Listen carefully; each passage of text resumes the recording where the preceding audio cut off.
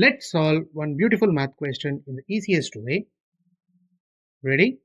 But before we start, try this question in your mind. You got it? Now, what's the easiest method to solve it so that you will never lose here again?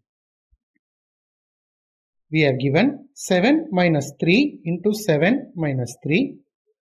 Here we are going to solve this using BODMAS rule, that is brackets, operation, division, multiplication, addition and subtraction. So as per our priority here, first we are going to do multiplication. 3 into 7 becomes 21. Now the entire equation changes to 7 minus 21 minus 3. Here we don't have any other operation to do, only subtraction. So we just merely subtract from left to right.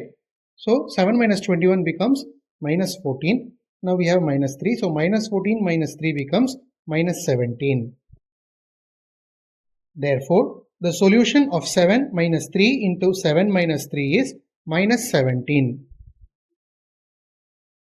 If you found this video helpful, hit a like and share it to your friends, and don't forget to subscribe my channel for more tricky problems like this.